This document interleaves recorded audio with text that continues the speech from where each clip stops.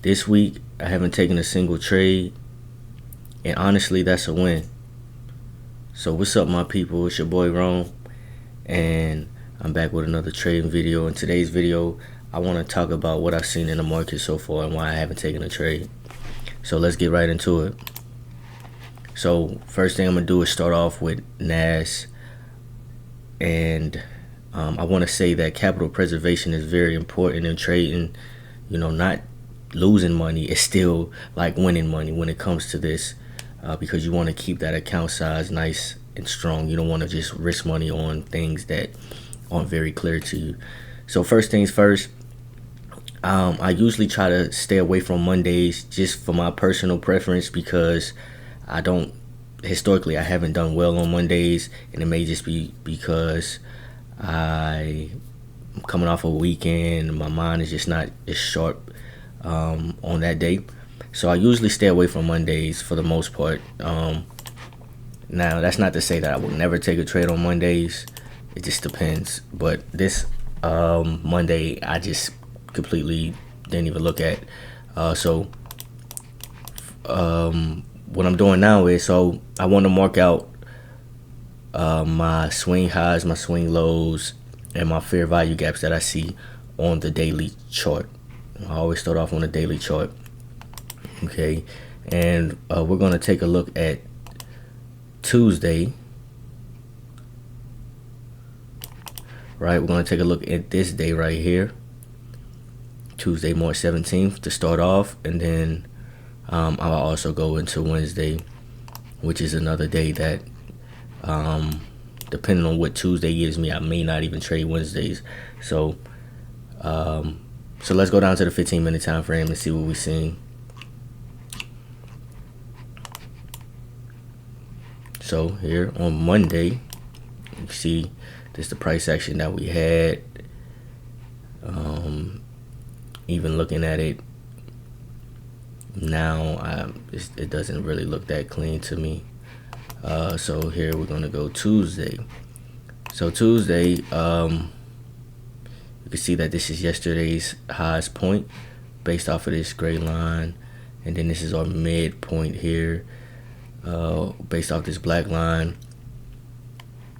And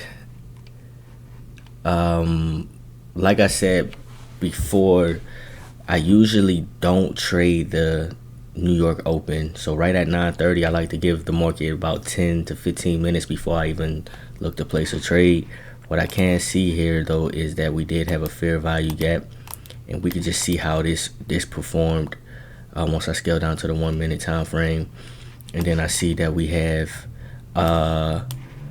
we're in this daily bearish fair value gap, and we're still having bullish setup. So we do have this bullish fair value gap that took place around 9:30. It's 9:45. So we went and we traded into it at 10 o'clock. So let's go down to the 1 minute time frame and take a look, because these are the key levels that I'm talking about. So we're in the fair value gap. And another thing that we want to keep in mind, that we're at the previous day's high. Okay, so this happened right at New York Open. So this 9:30 candle went and down into that 15-minute fair value gap, and then got a nice bullish closure here. It's very nice, looks nice. And then we have this next candle create our order block. All right, now like I said before, I'm not taking a trade this early into the session. So did this make it to 1.9 R? It didn't make it to a 1.9 R, but the way that I trade, I probably would have still got some profits off of this, because once we get to around that 101, I like to move my stop loss up here to break even, and I like to take someone off the trade. So originally we had a 53-point risk, so I may have captured some money and then tried to let it get to the 1.9, and then we did get pretty close, but it just didn't reach up there. It ended up going to a 1. 1.8 R's. So maybe I take some more profits around here when I see it's playing around, or maybe I just get stopped out the rest of my position at break even, honestly. Or even maybe my stop loss was moved here now because this is a continuation order block. We bounce off this fair value gap here, and then we get a candle closure here, which means if price wants to continue higher, we shouldn't come back down below this low. So maybe I do close some of this out in profit, and I do get a win here. So for the second setup idea that I seen for the day, let's go back to the 15-minute time frame because we want to take a look very closely here. And what you can see is that this candle did close below our fair value gap. Now,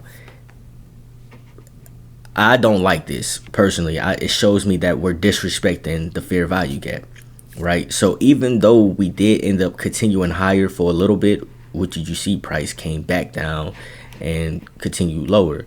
So in the past, this is something that I would have probably tried to chase and said, okay, well, it looks like we're going to go up, so let me try to enter in a buy position. And in this case, our manipulation leg is here. So we did sweep out this swing low, and then this could have been our entry here. Once again, stop loss goes below the swing point of the order block, and then I'm trying to aim for 1.9 R. So once again, the 1.9 R didn't hit, but we still would have been able to make some money off this trade. Because like I said, once I get to a 1-on-1, I like to take some profits and then move my stop loss up to the break even point. So we would have made some money here, but at the same time, we closed below the fair value gap, meaning that this fair value gap is invalid on a technical basis. So this is another trade that I did watch happen, and I didn't get involved. I just watched it play out because I just didn't like the way it looked. Okay, so let's go to Wednesday, and this is something that we gotta be okay with being patient, and if it's not very clear, we have to be okay with allowing it just to do its thing. The important thing, PPI did come out today. Let's see, let's make me small.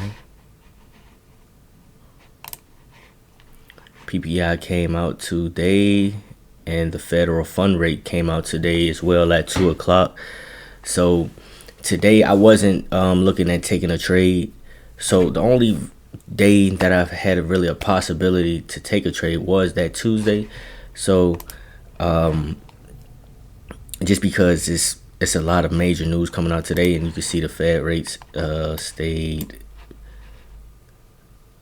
held the Fed rate at 3.75, and then we had that PPI come out as well, that producer price index.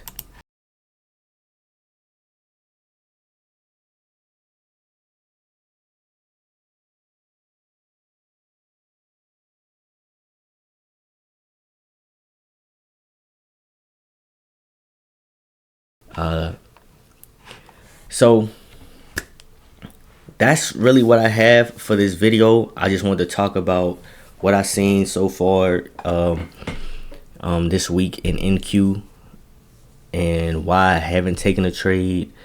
You know, before I would force some trades here. Now, if my setup isn't very clean and it's just not there, or things aren't being respected the way I want to see them, then I don't trade, you know. And most traders really lose because they take trades when they shouldn't, and sometimes no trade is the best trade. But that's all I really had for this video. I just wanted to show my thought process behind why I haven't taken any trades this week, and that's all I got. I'm out.